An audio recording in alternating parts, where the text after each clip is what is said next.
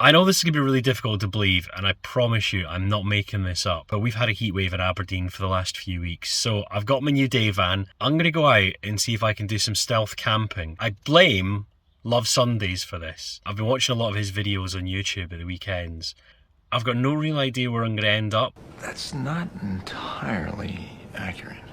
Let's go give this a try. So here's the thing, I'd been getting asked, where are you going to go stealth camping? I don't know.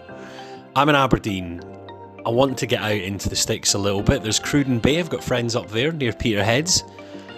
But I guess that's hardly exactly adventurous. Then I thought about going out to Affords, home of Emily Sandé, and the Grampian Transport Museum. You can pitch up there, again, hardly stealth. In the end, I decided to go out Deeside direction. I thought I'll give Banchory a go. Banchory famous for being Banchory, I guess. So I headed out, me and my little turtle, Michelangelo for company. And one of my friends had suggested you should go up to Scolty Hill and try and catch the sunset there. That was as good a shout as anything, so yeah, let's do it. Let's see if we can get up the hill in time for sunsets. So we locked the van up and got off and, well, walking.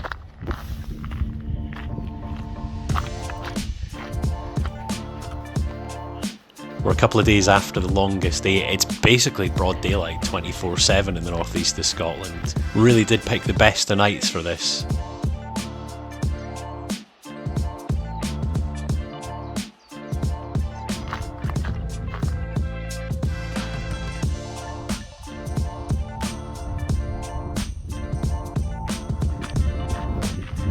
Now, friends of mine have said they've managed to get to the top in about 45 minutes.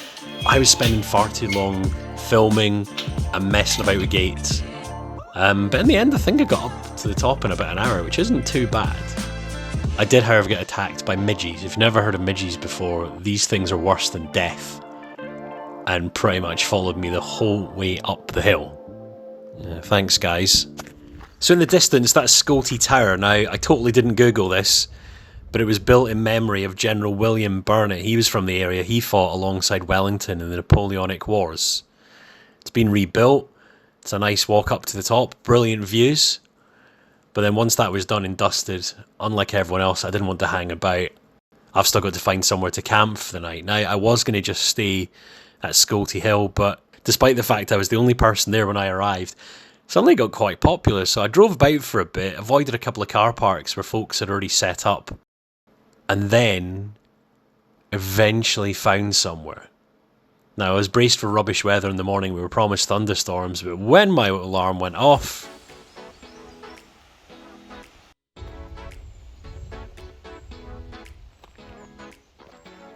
so I'd come prepared. I'd taken a little camp stove, a kettle and some basic supplies. Basically bacon, milk and tea bags. So cracked on with breakfast. Bacon.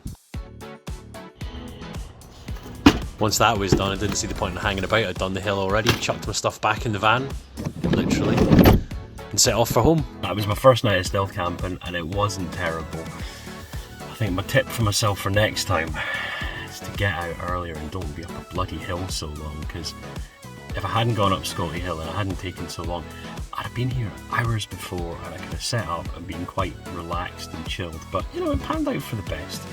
Those little laybys out of Petark, where there were folk already set up, I don't think I wanted to come in at 11:30 at night and start annoying them by taking my stuff out and getting the van set up. But lessons learned. And the other thing is as well, there's plenty I need to do to the van to make it a bit better for next time. Still got to get to the bottom of the starting issue, because I've tried sparking her up this morning, and even though the glow plugs were changed, she's still a bit on the latchy side, so I'm hoping it's just the relay or the sensor, but we'll see. Anyway,